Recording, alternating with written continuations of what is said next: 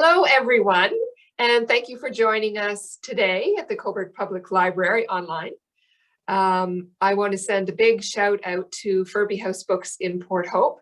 The Cobourg Public Library partners with Furby House in order to bring author visits to you virtually, so we greatly appreciate that partnership. And we're very happy to be able to bring you Penny Nutt-Brown today, who is our host. Penny is a retired teacher who now spends her time tutoring, volunteering, and attending a program in lay ministry. She is also currently the children's minister at St. John's Anglican Church in Port Hope. So welcome, Penny. Thank you for having me. And also welcome to Iona Whishaw. Iona is our visiting author today. And Iona has been a youth worker, social worker, teacher, and an award-winning high school principal. Iona has published short fiction, poetry translation, one children's book, Henry and the Cow Problem, and is the author of the Lane Winslow Mystery Series. We are here today to talk about her 8th novel in the series, A Lethal Lesson. So thank you both for joining us today. We're thrilled to have you here. And now I'm going to hand it over to Penny so that we can hear all about Iona's latest release. Hi, Iona. It's nice to meet you after exchanging some emails. How are you today? Oh, excellent. Not in the rain. You're joining us today from your home in Vancouver. That's right. Which is amazing. And so your latest book that's out was just mentioned, and then you have another one. There you go, Lethal Lesson, and then you have another one coming out in the spring, I believe, Framed in Fire. That's correct. Right. And then I have a copy here of your very first Lane Winslow mystery, and the thing that intrigued me the most was when I read that it was actually, well, I mean, I should probably back up a bit here, but our main character, Lane Winslow, this is her first foray into the world. And we meet her when she arrives in Canada after the Second World War to settle near Nelson, BC. And her previous employment before she decided to settle in this small village in BC was she was a spy for the British during World War II. And the thing that really blew me away was when I read that you were actually basing her backstory on your mother's own war experience. And I was wondering if you could share a little bit of that, of your mom's background and how it inspired you to create Lane. Absolutely. Thank you very much. It's a great pleasure to be here and to meet you, Penny, at last, almost in person. Yeah, the idea for that first book really started not so much with my mom as with the house that Lane Winslow buys, because my mother, in fact, bought that house, which still exists and has people living in it. And she really loved it more than anything. So I was just thinking about that when I really started that book, which I didn't know was even going to grow into a book. But I quickly decided to give Lane that background because though it was slightly different, my mother did engage in work for the British in South Africa, where she and my father lived. And I've been learning more and more about what those efforts would have looked like, because if you know any spies, they never tell you anything. Her father was a spy in Europe during the First and Second Wars and died in the middle of the Second War after being captured before my time. And I just recently learned that he had 3 brothers and 2 of them worked for MI5 as well. So there's like a ton of spying in the family.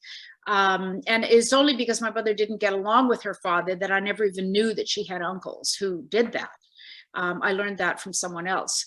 So my mother, she and my father both grew up in a community in Latvia that was English. A lot of English businessmen there doing flax and lumber and things like that. And my father spoke no languages besides English, but my mother was extremely fluent in, like, native speaker, Russian, German, French, and English, and Lettish as well, the Latvian language. And so they had quite a few German friends who lived there, and they spoke very good German and had a lot of occasion to speak it. So both of them employed their German to pass themselves off as German. So my grandfather was a German businessman, and she herself, in South Africa, before the war started, there were tons of Germans there who came by to load up their ships and do all of that. And she would go out to cocktail parties and try to get information, posing as a German girl. Or a German woman. So that's really the extent of it. I've investigated spying after the war started, when South Africa joined with the Allies, and it continued. So I don't know what my mother's role was after that, but I'm getting to learn quite a bit in general about how spying had to continue in South Africa all through the war, because they had a sort of fifth column in Afrikaners who didn't like the English and sided with the Germans. So it's quite an interesting area. Wow. Okay. Now, since you write historical fiction, what, you've mentioned that you're like investigating more and more. Like, what kind of research do you do, and about how much time of your writing time is devoted to that research? Well, I'm going to toss out a number. I'm going to say maybe a third.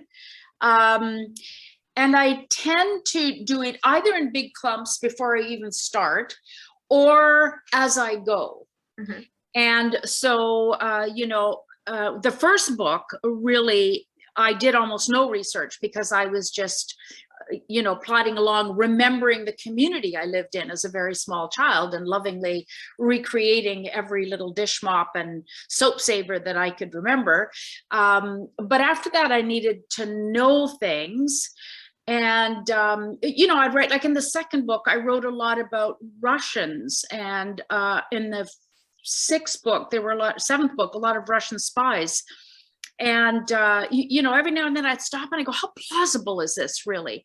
And so then I'd go look. And of course, what I learned was Canada was absolutely awash with Russian spies right after the war, unbelievably, because they were all trying now, having passed the war and now become the enemy of the West, were trying to get at American nuclear secrets.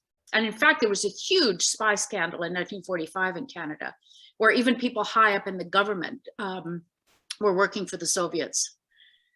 Fascinating. That's amazing.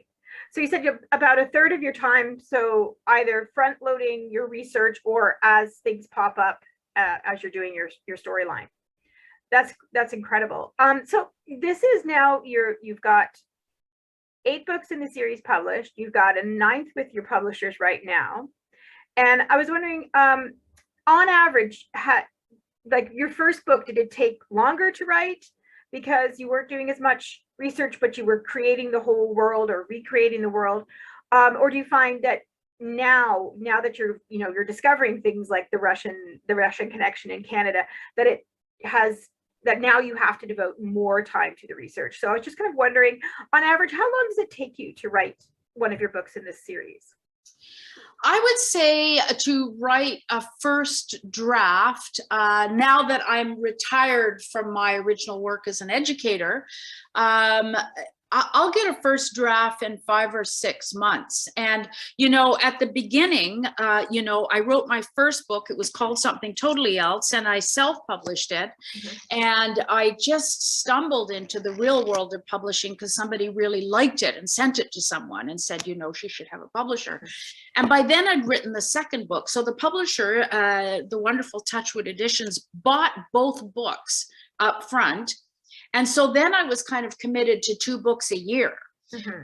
And I did that for a few books, which is why I accumulated so many. And then after that, we went to the normal people's 1 a year. Mm-hmm. I don't really know before I start writing what the story's going to be about. A difference would be the 9th story, where I write about an indigenous nation here in British Columbia called the Sinixt. And that involved wonderful research of going there and meeting people and learning histories and stuff like that. And I knew that ahead of time before I started writing. But generally speaking, I'll get partway through and then I'll go, oh, I'm going to introduce this. I better go see what's what with this. So you haven't asked this question, but my philosophy around a lot of research is you can do a ton of research, but you don't want to burden the reader with it. Exactly. You want to make sure that central to your book is your characters and what's going on with them and what impels them and what's happening. And whatever kind of historical details are there just need to be right. They just need to be right. That's all. Because in some of my books, there are people here. There are descendants here of the home children, many, many, many in Canada. There are descendants of the Sudetenland refugees here, you know, and if they read the book, it's got to be right. That's respectful. So I don't want to cram a lot of stuff in, but whatever's there, I want to make sure it's the right thing. Right. There's that that sense of you have to get it right out of respect for the people who really lived it. Yeah, exactly. Very good. So you said it takes you about 5 to 6 months to get your first draft. And then if you're producing one a year, so is the revision process of pretty much equal length to the first creative draft? I would say, given when my publisher says it wants the book in hand for them to begin whatever their processes are, I would say more like, say, 3 months. So I have 2 or 3 beta readers who look at it first and assure me that it's going to be okay, because I never think so when I first get finished. And also, you know, help me with some details. One is my English cousin. All my relations are English, and I spent a lot of time there. But still in all, I'm Canadian, and she's English, so she can just make sure about ways of speaking, about, you know, all kinds of little details. It's really helpful to have her. And the other friend is a college friend who's extremely nitpicky about tiny things and is very, very good at picking up something you don't even think about. It's really interesting. I'm going to give a little talk on writing the historical mystery. And, you know, you don't think about the way we speak and how ingrained it is. And you go ahead and throw onto the page something like, I need you to do something, or can you get back to me? And it's not till you look that you realize that those kinds of things were not said until the 80s, never mind the 1940s. So there's that kind of research too, you know, where you have to think about how people spoke. And my parents are from that generation, so I grew up hearing that. But, you know, it's been 70 or 80 years since the war, and there's a lot of language that's come into use since then. That's interesting. My own family emigrated from England. My father's family emigrated from England in the around 1820, and they were very isolated. So when I was a child, my father still spoke a very old form of English, and it wasn't until I went to school that I realized that not everybody speaks this way, and you have all those layers of time and layers of language. That's really interesting. Yeah, I remember talking with Arthur Slade, a children's author from the West, and he wrote a book called Dust, and he gave it to his dad to read because it was his dad's childhood time period, the 30s. And his dad said, "Book's great, but we didn't have bubblegum in 1930. It didn't exist yet." You know, this small little details. And again, you know, the getting it right, the responsibility of getting it right. So I guess that first book you had, you know, sort of all the time in the world to write. And then you were working on your second, the publisher picks up both of them. And then you had that expectation of 2 a year for a while. And now you have the more normal, as you said, once a year. So I guess that would be a change to your, did that change your writing process a lot for you? I think it did. I think I relaxed a little bit, and I'm not entirely sure that's good. In fact, yeah, I'm not sure yet whether that's good. It's good for the, you know, I do take more time. I read back more about what I've written. but you know, I'm an ex-educator. You yourself are an ex-educator. Yes. You know how kind of A-type you can be. And you know, I that first book I wrote at the rate of 400 words a day, because I was getting up at 5:30 in the morning, writing my 400 words, and then dashing off to school. And so that's all the time I had to write it. That little maybe 40 minutes every morning to write my 400 words. And I think it kept me kind of sharp. And I'm not very good at writing. Who was I talking with recently, who just writes like I do, just for a couple of hours in the morning, because your brain isn't working the same way during the rest of the day. No. It's just not, you know. So that's the part of the day where, if the publisher has sent me the manuscript, they've done some changes, they want me to continue messing around with it, that sort of thing I can do in the afternoon. Correspondence, all that kind of stuff is fine for the afternoon, but it's just in the mornings when you really, you know, you have whatever it is. Now, you were an educator, so you spent a lot of time with children and young people, and I was wondering, what was an early experience that you had where you realized the power of words? I think for me, it was probably the earliest experience ever. My mother was a writer as well, after a fashion. And from a very early age, what I would hear when I woke up in the morning was the clickety-clack of the typewriter. And I didn't particularly care for it because it meant, you know, she was not paying attention to me, I guess. But on the other hand, we grew up in that time when, you know, you left the house in the morning and your parents never knew what you did till you reappeared at dinner time. God love her, she had no idea what we were doing. But right from dot, I remember thinking, oh, what you're supposed to do is write. And I can remember at about the age of 7, writing a little novel about a squirrel or something, you know. So, and my mother was very well spoken, used the language really, really beautifully. So I think it was just so intrinsically in me from early on. And I was, you know, I had a very mixed up education where I was in 5 or 6 schools every year for quite a long time because of the travels my mother and I did. And so reading was the touchstone. You know, I was reading adult books. I'm sure by the time I was 13, I was fully into adult literature because that's what I could do. And do you have any favorite authors or authors that you feel have really influenced you the most? Well, you know, I certainly have mystery authors that I love. Right from dot, Dorothy L. Sayers, I would say, is one of my primes. I love Niall Marsh. A lot of those kind of classic British mystery writers, but I'm also very, very fond of 19th century literature, and I read and reread Austen probably in total once every 3 years. I reread Dickens once every 4 or 5 years. And, you know, on some level, you know, Dickens, for example, was a very fine mystery writer. I mean, it wasn't the intention, but, you know, all of the tension, the not knowing, all of those things are in there.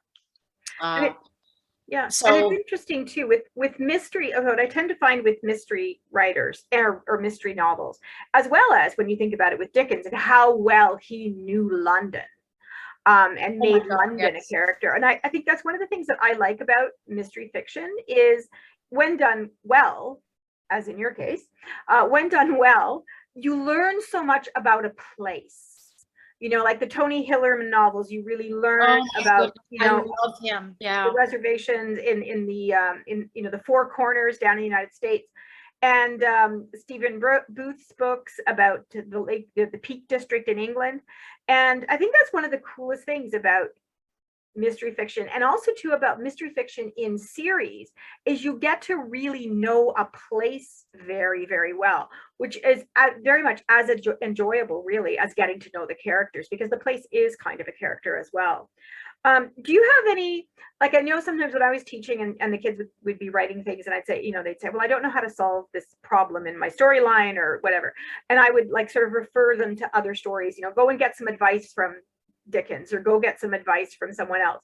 Are there any particular authors that, not that you're trying to emulate, but that when you're kind of stuck on a problem, you kind of go, okay, like, how did Dorothy Sayers, whose books, by the way, remind me of yours or yours remind me of hers? I was thinking of Dorothy Sayers a lot as I was reading your book.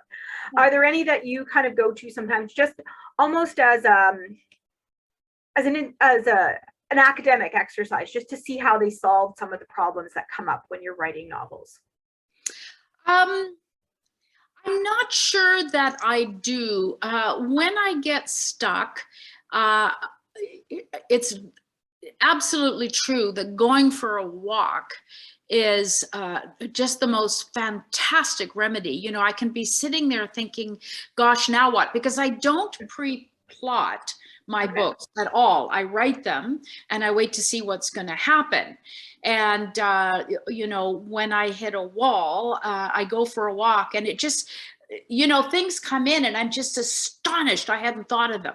You know, it's just amazing. And, you know, the opposite, another one of my absolutely favorite authors is P.G. Woodhouse.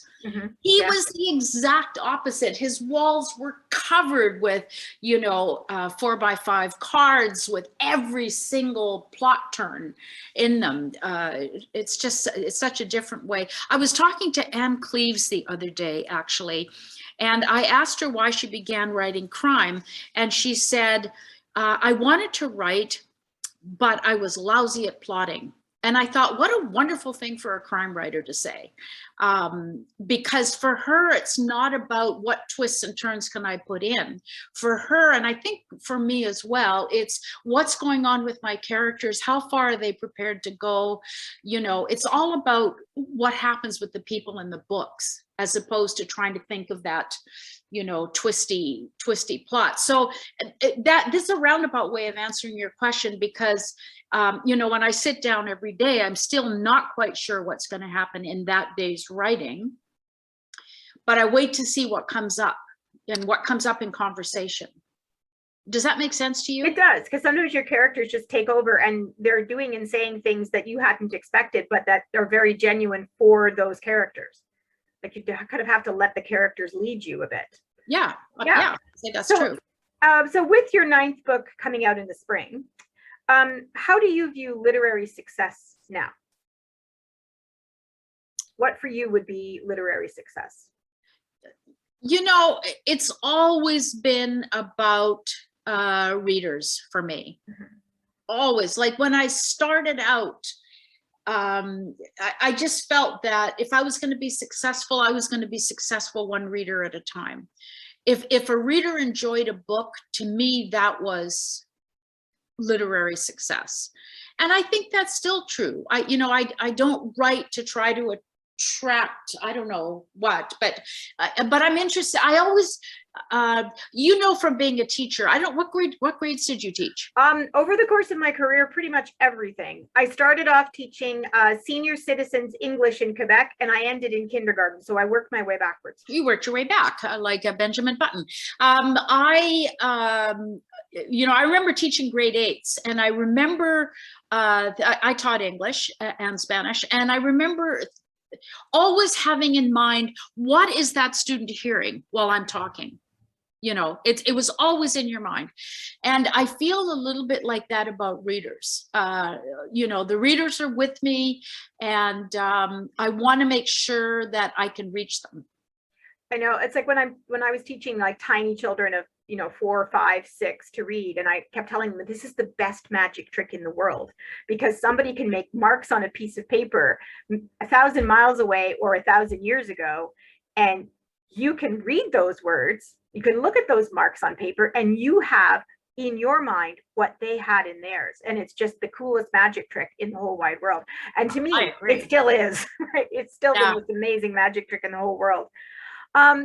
Do you have any advice that you would give to someone who was starting off writing, not necessarily starting off writing for the sake of publication and sales, but just wanting to write and starting out? And what could you tell them that you've come to understand in your own process? I think the most important thing is to understand that there's no one right way. I remember long before I started writing my adult, I took a master's degree in writing from UBC, and that's Yes, when I saw that. Yes. book and all of that stuff, right? And I never imagined I'd be able to write a grown-up book, but I love mysteries, and I really thought, oh, one day wouldn't that be nice? And I got in the mail, having sent for it, a book about how to write mysteries, and I couldn't relate to a single word it said. There was nothing in the instructions in that book that was something I could possibly do, because it just was foreign to me as a way of going through. So I think the important thing is to write and just be conscious of what works for you. You know, when is the best time of day? I don't sit in front of, I do have some very concrete advice that came from teaching, you know, kids going, I can't think of anything. And that is, you don't know what you think until you write. Mm-hmm. So don't sit in front of a blank blinking computer screen and go, gosh, I don't know what to write. Literally, I would say just start writing. You know, and for me, with that first book, I started writing about, you know, my first image in my mind was my mother walking into that house. And that's what I wrote about. And it just all went from there, you know, and I never had to face, you know, writer's block or anything like that. So that's my first advice, is just write. The second is don't erase as you go. Mm-hmm. That may seem counterintuitive, because everybody imagines writers honing and honing and honing and picking this word and then that, and you know, it has to be just right. Yeah, there's a time for that, but it isn't when you sit down and write on any given day, because you know, your brain offers you a certain flow, and so you write as your brain thinks of things. You write, you write, you write. And if you stop and go, you know, that sounds really cliche or really stupid, or, you know, people are going to think I'm stupid to write like that, and you backtrack and you erase it, I think it stops the activity of your brain in some ways. You know, your brain has been going along feeding you stuff, and then you stop it, and now it gets a little bit puzzled about what you actually want. And you know, that you can't know the value of what you've written until you see it the next day. You really can't. Like some things that you think are absolutely inane, you look back and you go, wow, I can't believe I wrote that. That's brilliant. And I could so easily have erased it. So that's the other rule for me, is just don't erase anything. You can erase the next day or the day after. Well, So and that's a lovely thing about technology too. You can save it in a file. Oh, that's true. And yeah, whenever I'm having to, like, if I write a whole section, I just don't want, like, no, this isn't right for me, I'll take it all out and put it in a little save file somewhere in a drawer, and it might work. You know, Lane writes poetry, right? And she always writes her little poem, and she's very unhappy with it, and she shoves it in a drawer where she assumes it will continue to develop. And that was certainly my experience with poetry. It always was either worse or better when I left it in a drawer to fend for itself. Bit like fruitcake. It's better if you let it absorb brandy for a while. Okay, well, I guess the final question I have for you today would be, it's an author question again, but do you have a favorite author that you think is underrated? Somebody that just doesn't get the attention, or, you know, isn't marketed or something in the same way, but that you look at it and you go, right, that person really has it together. You know, questions hardly ever stump me, Penny, but you might have me there. I mean, I like a guy called Stuart Kaminsky, who's dead now.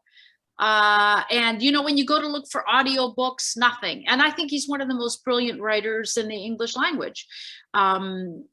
You know, so there's stuff like that where you would expect that there was a fuss made of somebody and video made of them, and why haven't people made movies of these?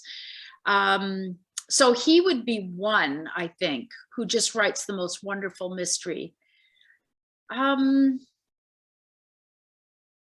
Yeah, no, I think you stumped me. I'm going to have to be more prepared for a question like that.